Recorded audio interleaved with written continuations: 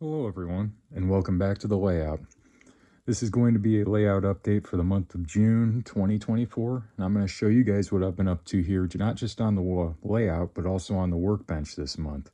Got a few things done, got a few things that are in progress, so as usual, we'll kind of go through everything. I'll show you what I've worked on and show you what's to come. So sit back, relax, and enjoy as I show you what I've been up to on Conrail's Ohio and West Virginia division.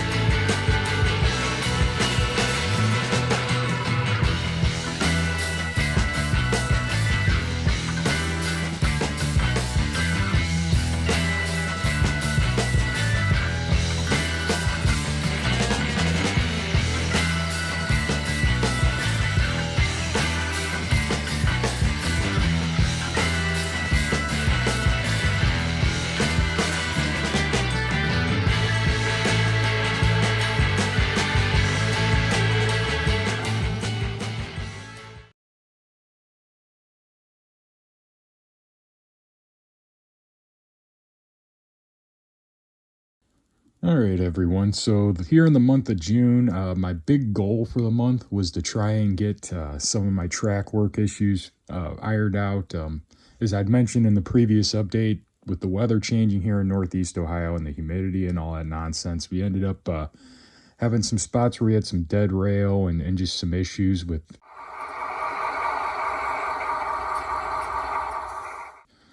things of that nature. So had to go back through and resolder some joints and stuff. I'll probably throw up a few pictures here of some of the spots I had to go through. And we're about halfway done with that. It's been a bit of a wild month. I got the bright idea to do brakes on my pickup truck this month myself, and that kind of actually ate up 2 weekends worth of time trying to get all that done, because any of you that have ever done any automotive stuff, I'm sure understand that, whenever you think something's not going to be that big of a pain in the rear end, it always ends up being a just complete pain in the rear end. So probably throw a picture up of that nightmare right now. But anywho, so I didn't quite, I spent one whole evening over here this month just going through, and I got the our outside track here behind our slug set. I got that pretty much ironed out. I still would like to do a few more spots I'd like to touch, just kind of check and go over again. I've just been taking a locomotive and running it around and finding spots that it dies at with no keep alive, so that kind of gives me an idea where I'm running into power problems at. There's not a lot of them. It's just the time to go in and actually take and resolder the joints that are broken, and then try to clean them up and file them and have them nice and smooth so they're not rough. I don't want anything to where things are going to be derailing, just so I could have track power there. So like I mentioned, I'll throw some pictures into that. The other big thing I've been messing with here, as you guys are staring at right now, is this stretch of track here on the Sherman connection. Now, I did this back in the fall. Well, back around Christmas time, I went through and I put this connection in, redid this whole scene. And when I did it, I tested out my track before I did all the scenery. And for some stupid reason, I didn't notice that there was a joint over here in the piece of rail I used. I thought it was just one solid piece, but there was a joint there I didn't notice. And ended up having problems with that, and I tried soldering it and fixing it, and I spent a boatload of time trying to get it right, and I finally got it to where it would work. and it worked all right for a little while. They're up until probably about the end of April, and then for some odd reason it just started acting weird again, and that joint started getting goofed up, and I just finally lost my patience with it and literally ripped it out from right down here at the turnout up to this turnout. Oh, what are you doing? Put in a brand new piece of track that doesn't have any joints in it. So again, I tested it. Everything seems fine. We'll see what happens here once I put the the glue on the ballast. I'm hoping I don't have issues again. It's just, you know, one of those things where it's, you take the time, you test it, try to do things right, and it still ends up fighting you to the bitter end. That's just the way sometimes things can be working on a layout. I've found it's, no matter what you do, it's always something. So as you guys can tell, I just got ballast down over here. I haven't glued this yet, and I'll have to go in and put all the little details back in, but little kind of mid-project here. Look at this, because as you guys can tell, I just have the rails painted. I haven't cleaned them off or done any of that yet or put down the ballast. So hopefully in next month's video, you guys will see this actually operational and working right, because I'd really like to use this Sherman connection correctly.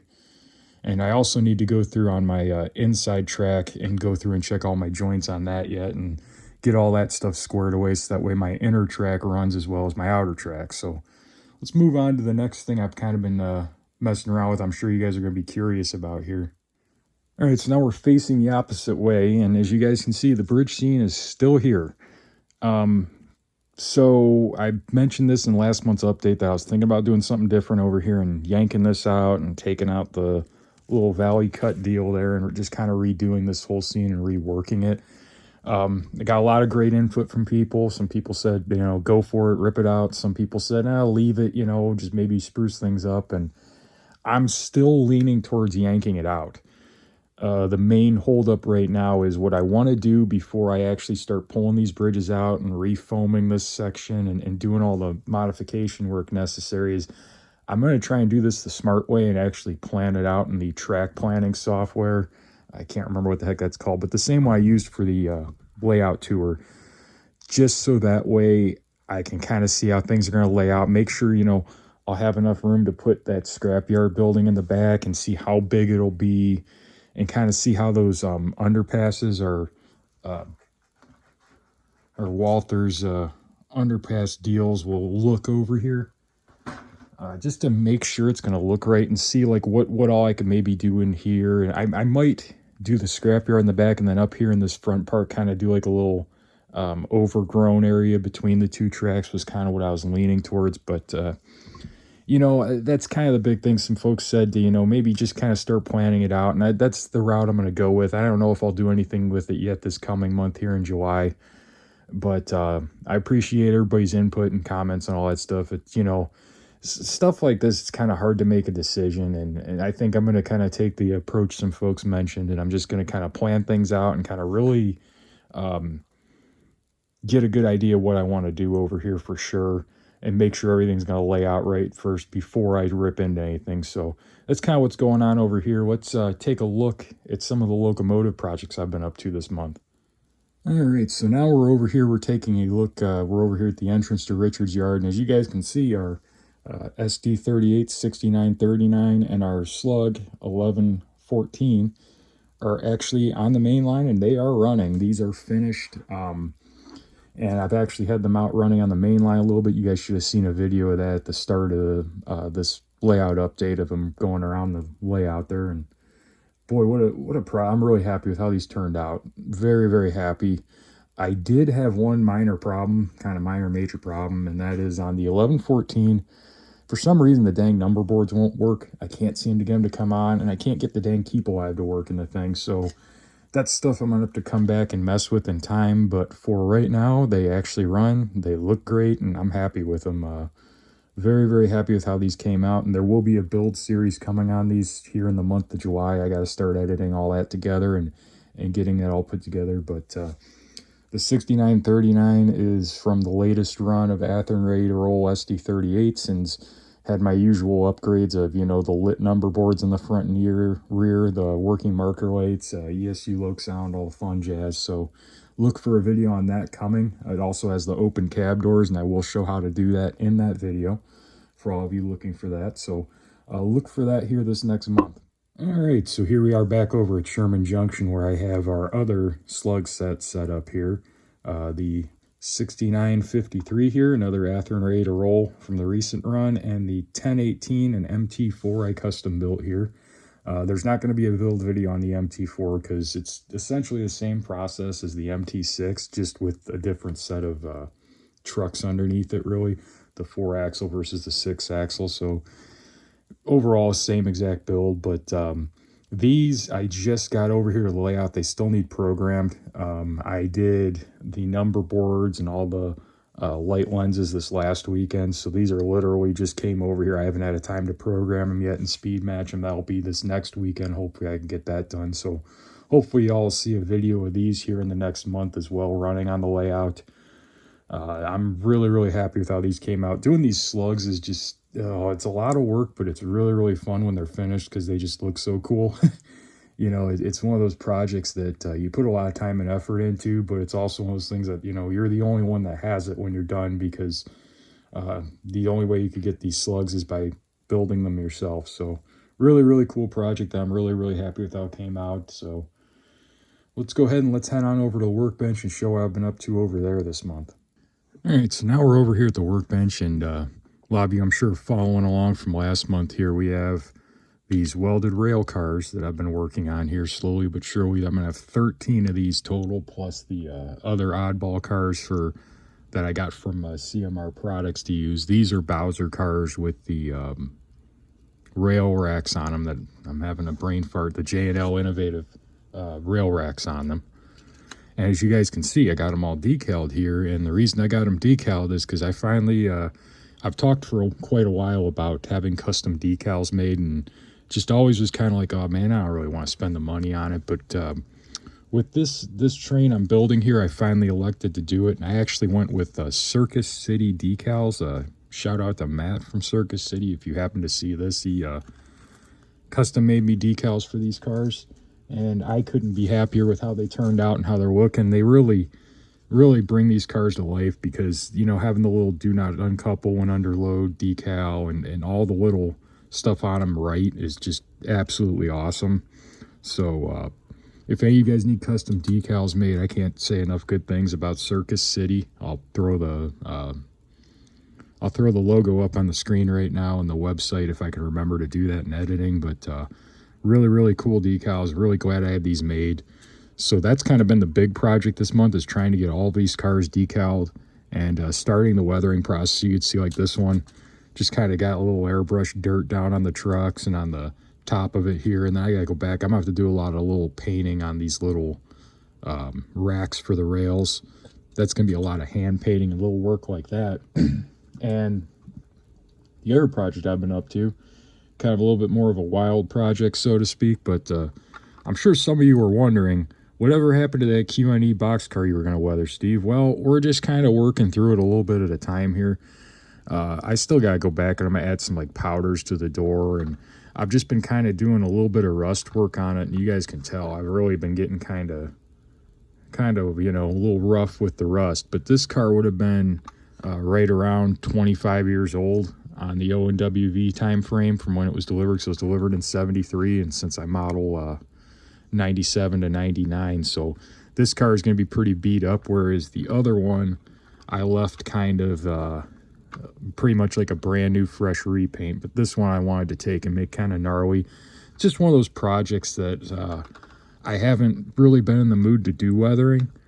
So like this weekend when I got a little excited, I got the old pen marker out and started doing all that really fine rust work on all around the lettering logo, and just little spots here and there, a bunch of little marks down there by the door. And then for the roof, I just used, I airbrushed the top of the roof, and then I came back and I just brushed this Vallejo Environment acrylic rust texture stuff. I love this stuff for like doing roofs and stuff, 'cause you literally just brush it on and it kind of gives you that rusted, dirty texture look that you want. So very happy with how that's coming along. I got to do the powder weathering on it yet, and then I'll clear coat it, and this one you guys will see on the layout as well, hopefully within the next month here. But lastly, the last kind of stuff I've messed with, I was messing with this little Bachmann service truck. I got some metal wheels to put on it, just to kind of, they look a lot better than the factory Bachmann ones. So this is just kind of a, when I don't feel like working on anything else, I mess with that project. But the last thing I'm going to leave you guys with is kind of more of a question here.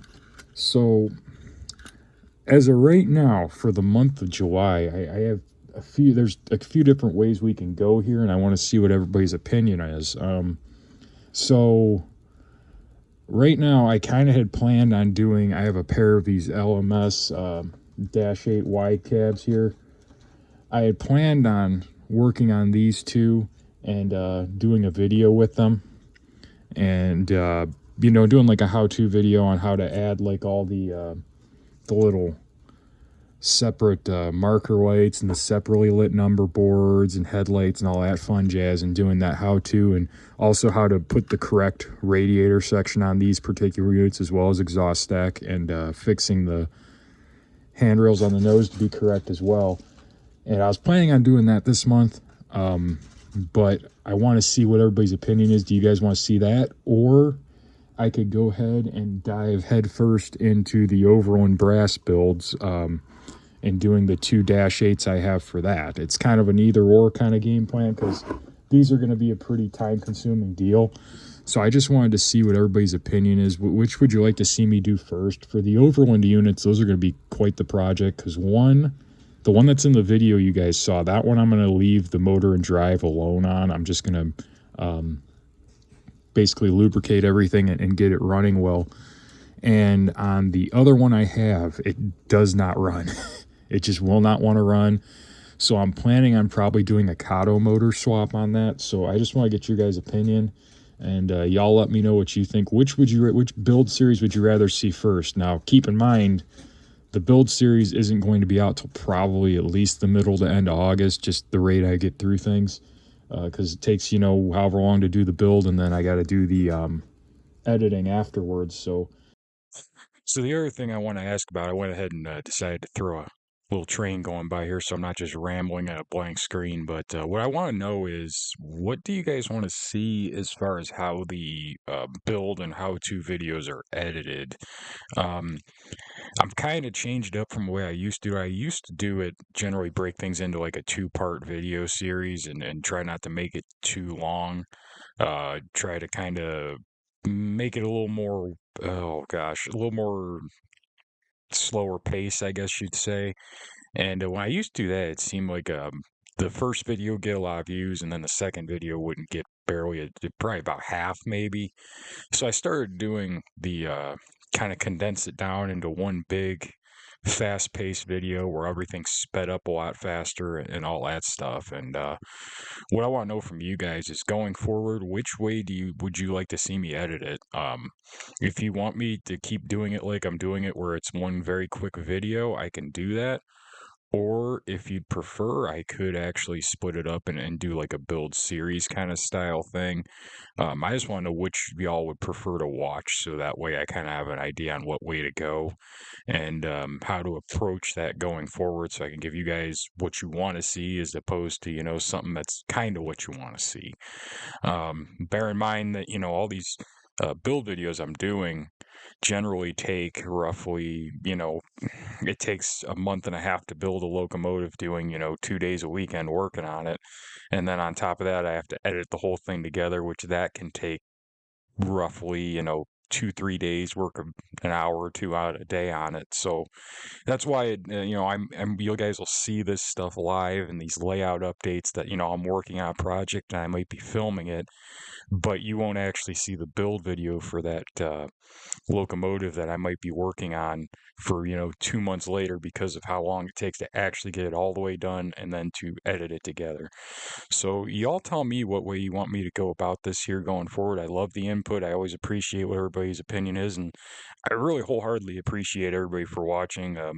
We just hit 2,000 subscribers, so yeehaw, it's pretty cool. But that's kind of the big stuff I wanted to kind of go over here real quick. As always, thank you all for watching, subscribing, the comments, the likes. I really enjoy all the interaction with everybody, and this is what's going on right now in the layout. I'll see you guys in next month's layout video.